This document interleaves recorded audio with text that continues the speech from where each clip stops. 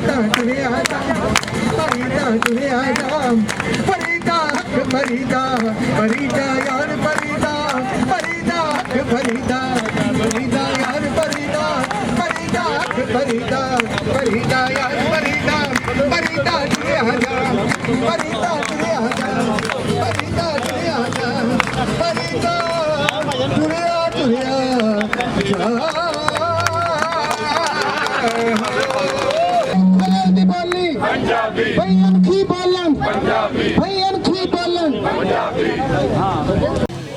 जी मैं हूं आपका होस्ट शाहिद सदीक। आप देख रहे हैं पाक टी1। यूँ तो पूरी दुनिया में बेशुमार ज़बानें बोली जाती हैं, मगर पाकिस्तान में जो ज़बानें बोली जाती हैं उनमें से 5 ज़बानें सर-ए-फ़हरिस्त हैं: पंजाबी, उर्दू, पश्तो, बलोची और सिंधी। तो जिस ज़बान को ज़्यादा मोतबर कहा गया है और यह माँ बोली ज़बान कहा गया है, वो ज़बान है पंजाबी।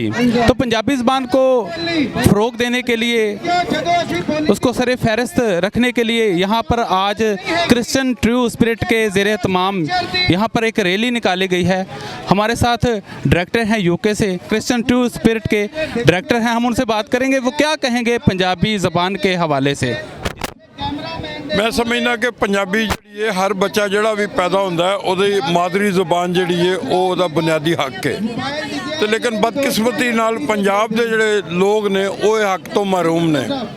जदों कि सिंध में सिंधी जुबान है, बलोचिस्तान बलोची जुबान है, पख्तूनख्वा पश्तो जुबान है, लेकिन पंजाबी जोड़े ने उन्होंने कल्चर को ख़त्म किया जा रहा है। ये बड़ा ही अच्छा कल्चर है, लेकिन बदकिस्मती है कि साढ़े हुक्मरान जोड़े ने ये पंजाबी तो अपनी माँ बोली तो यानी कि शर्म महसूस करते हैं। असी मुतालबा करने कि जिस तरीके नाल दूसरे सूबे को हक दिता गया है, इस तरीके नाल पंजाब के पंजाबी बच्चों को उन्होंने हक दिता जाए, पंजाबी पढ़ी जाए, पंजाबी लिखी जाए। जी बिल्कुल, डायरेक्टर साहब का कहना था कि पंजाबी ज़बान को उस तरह से इज़्ज़त नहीं दी जा रही जिस तरह से दूसरी ज़बानों को दी जा रही हैं। इसी तरह से हमारे साथ मौजूद हैं एडवोकेट तारक जवेद तारक। हम उनसे जानेंगे कि वो क्या कहते हैं पंजाबी ज़बान के हवाले से। जैसे कि आप जानते हो कि अज इंटरनेशनल लैंग्वेज डे है वे, और असी प्रेस क्लब आके अपनी ज़बान का, अपनी मूँह बोली ज़बान का इजहार कर रहे हैं कि साढ़े बच्चों को साड़ी ज़बान पढ़ाई जाए, क्योंकि किसी ज़बान का जो नस्टैल्जिया वे, किसी ज़बान के जज्बात ने, एहसासात ने, फीलिंग्स ने, वो अपनी ज़बान में ही बयान हो सकदियां ने। तो साड़ी ये मंग है, साड़ी डिमांड है हुकूमत वक्त के नाल कि वो साड़ी इस ज़बान नूं साडे मदरसियां में बचपन तो जदों ते वो पैदा होंदे ने उदों उन्हां नूं पढ़ाई जाए। जिवें कि घर च बोलने आ, पहली दूसरी तो लैके आखिर तक ये पंजाबी ज़बान पढ़ाई जाए तो लिखी जाए।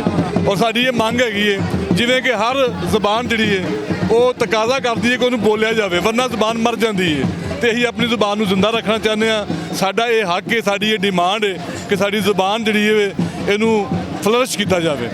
जी, जिन्होंने हम इस प्रोग्राम को अरेंज किया, हमारे साथ अमजद साहब मौजूद हैं। हम उनसे जानेंगे कि वो क्या कहते हैं पंजाबी ज़बान के हवाले से। जी मैं बहुत शुक्रगुजार हाँ पाक टीवी का, तुसी साडे ईवेंट नूं कवर करन आए जे। तो ये बुनियादी सवाल होंदा है जी, किते भी बुनियादी हक होंदा है दुनिया 'च, किधरे इहदे ते बहस नहीं हैगी कि प्राइमरी तलीम जिहड़ी है बच्चे नूं ओहदी अपनी बोली दे विच दित्ती जांदी है।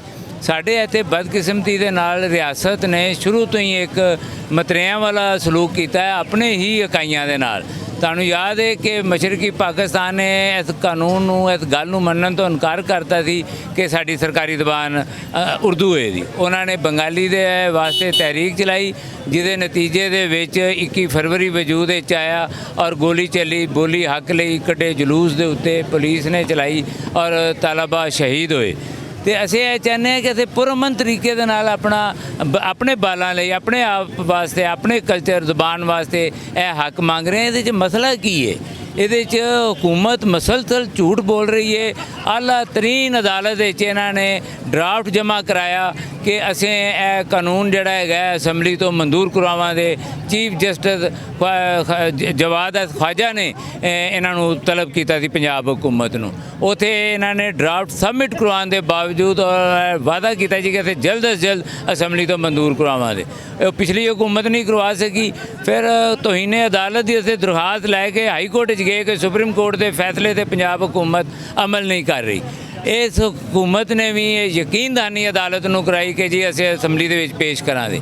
ਹੁਣ ਉਹਦਾ ਨਾ ਇਹ ਇਨਕਾਰ ਕਰਦੇ ਨੇ ਔਰ ਅਦਾਲਤਾਂ ਦੇ ਵਿੱਚ ਆਲਾ ਤਰੀਨ ਅਦਲੀਆ ਦੇ ਵਿੱਚ ਜਾ ਕੇ ਝੂਠ ਬੋਲਦੇ ਨੇ, ਜਦ ਕਿ ਸਿਆਸੀ ਤੌਰ ਤੇ ਤੁਸੀਂ ਅੰਦਾਜ਼ਾ ਕਰੋ ਕਿਵੇਂ ਦੂਸਰਿਆਂ ਦੇ ਉਂਗਲੀਆਂ ਉਠਾਈਆਂ ਜਾਂਦੀਆਂ ਨੇ। ਅਸੀਂ ਇਸ ਗੱਲ ਨੂੰ ਕੀ ਕਹੀਏ ਕਿ ਤੁਸੀਂ ਅਦਾਲਤ ਵਿੱਚ ਜਾ ਕੇ ਝੂਠ ਬੋਲ ਰਹੇ। ਬਰਾਏ ਕਰਮ ਸਾਡੇ ਬੱਚੇ ਔਰ ਬੱਚੀਆਂ ਜਿਹੜੇ ਐਮਫਿਲ ਹੈਗੇ ਨੇ, BS ਹੈਗੇ ਨੇ, PhD ਹੈਗੇ ਨੇ, ਉਹਨਾਂ ਦੀਆਂ ਨੌਕਰੀਆਂ ਜਿਹੜੀਆਂ ਨੇ ਉਹਨਾਂ ਦੇ ਮਜ਼ਮੂਨ ਦੇ ਵਿੱਚ ਦਿੱਤੀਆਂ ਜਾਣ। ਉਹ ਪੰਜਾਬੀ ਪੜ੍ਹ ਰਹੇ ਨੇ।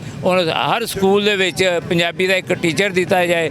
ਪੰਜਾਬ ਦੇ ਹਰ ਕਾਲਜ ਵਿੱਚ ਪੰਜਾਬੀ ਜ਼ਬਾਨ ਦਾ ਟੀਚਰ ਦਿੱਤਾ ਜਾਏ। ਔਰ ਜਿਹੜਾ ਕਾਨੂੰਨ ਅਸੈਂਬਲੀ ਦੇ ਵਿੱਚ ਹਿਚਕਚਾ ਰਹੇ ਨੇ, ਸਾਡੀ ਇਹ ਮੰਗ ਹੈਗੀ ਹੈ ਕਿ ਉਹਨੂੰ ਫੌਰੀ ਤੌਰ 'ਤੇ ਅਸੈਂਬਲੀ ਦੇ ਵਿੱਚ ਜਮ੍ਹਾਂ ਕਰਵਾ ਕੇ ਉਹਦੇ 'ਤੇ ਬਹਿਸ ਹੋਵੇ ਔਰ ਉਹ ਮਨਜ਼ੂਰ ਕਰਵਾਇਆ ਜਾਏ। ਬਹੁਤ ਸ਼ੁਕਰੀਆ।